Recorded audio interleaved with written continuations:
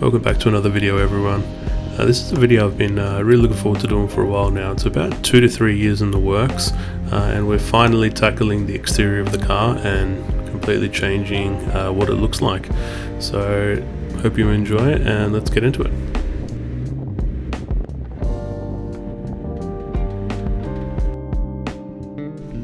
Before I started stripping everything down, I did manage to get a few photos of the car previously sitting on the Rega Masters and the Vertex Lang.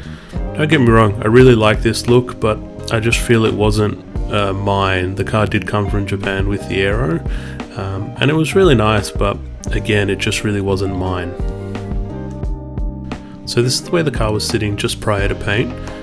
It's looking a little sad, but I did put a set of 18 by 9.5 plus 12 Advan RG ones in gold. Love the way that it sits. 235/40 18 Dunlop Dureza tyres, and it just sat perfectly. So this is the main inspiration for the S15 build. This is the Yashio Factory S15, which was at Nismo Festival in 2002 or 2003. When I saw this aero kit many years ago, I instantly fell in love with it, and I knew that one day I had to have it on my car. As you can see from this Yashio Factory catalogue from the year 2000, the kit was first offered. It came in a front bumper, rear bumper and side skirts. It also included some front fenders. A few years later, they did introduce the Yashio Look Plus, which was an updated front bumper and also updated side skirts with just only a few small changes. Still being a really big fan of this, I knew I needed to have that old bumper.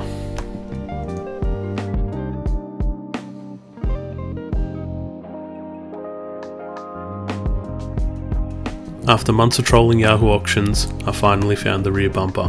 It was in pretty poor condition and it had a whole heap of cracks in it, but I did manage to win it for $1, which was pretty cool. It had this sticker in there, so we knew it was real.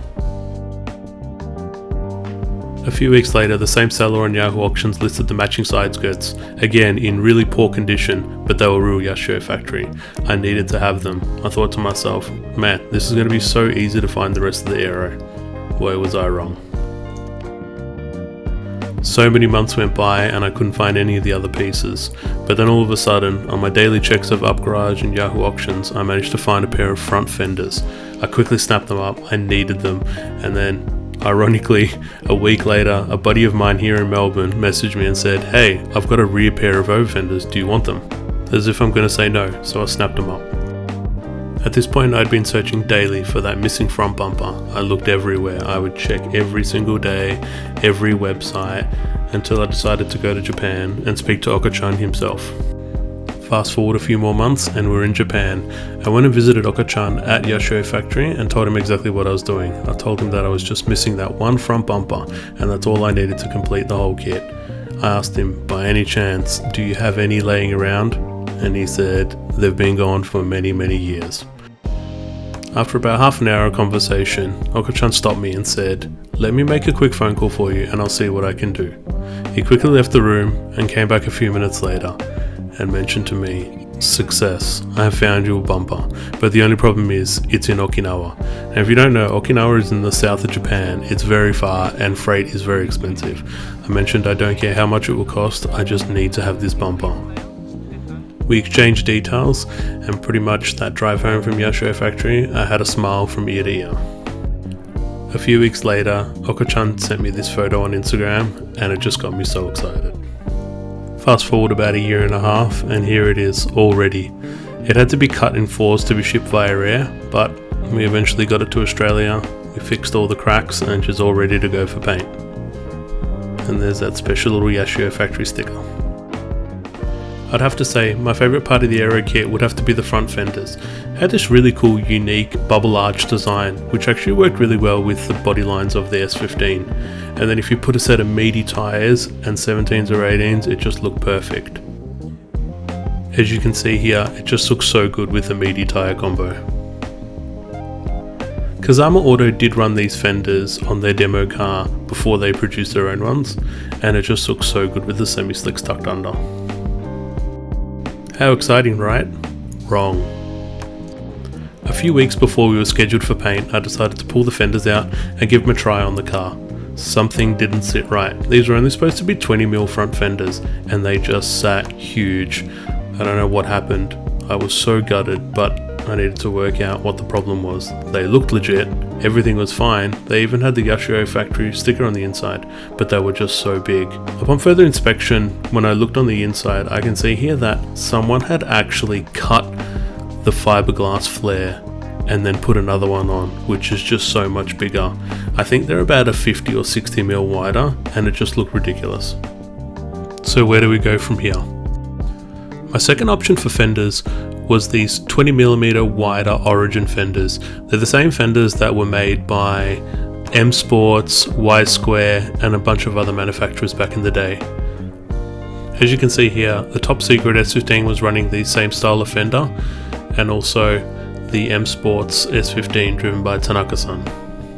Another component for the makeover was putting your GT wing. I managed to get a relatively cheap boot lid locally. It had a few dents and a few holes, fixed all them up, and then mounted the GT wing. The GT wing is an ARC twin blade. It comes with these really cool carbon bases and was also produced in the early 2000s.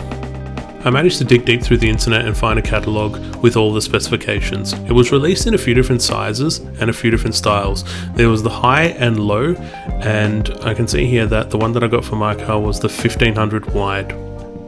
The wing can be seen on a range of different cars, including the Agastya 180SX, Asamoto-san's FDRX7, and also the Hoshino car style S14.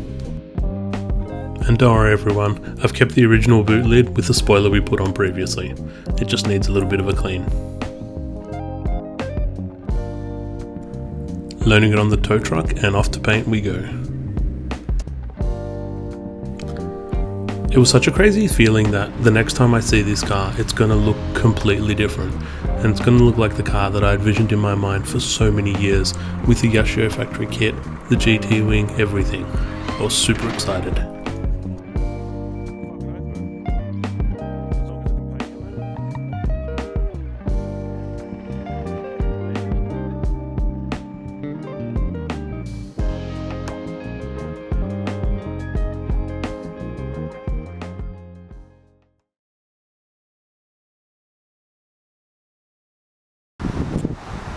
Holy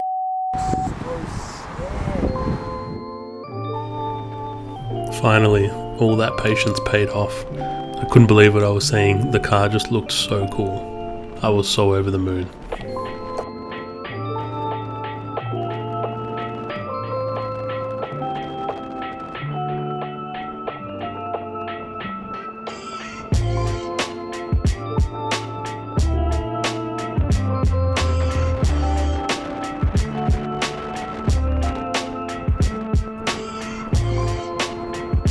The Melbourne weather gods blessed us with a beautiful day, so what do?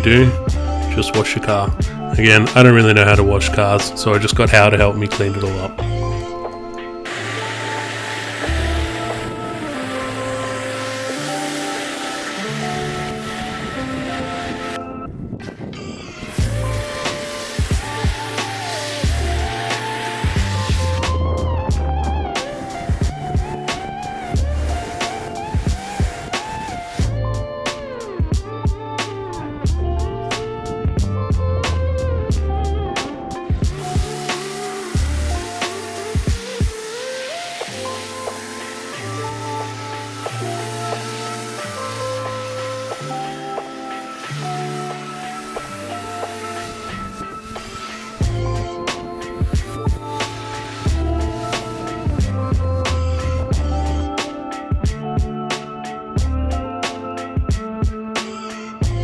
I really am so beyond stoked with the way that this car came out, and it literally exceeded all my expectations. I'm really excited to show you all the future plans for the Silvia, but I guess that's going to be for a next video. Thank you so much for watching, and I appreciate all the support.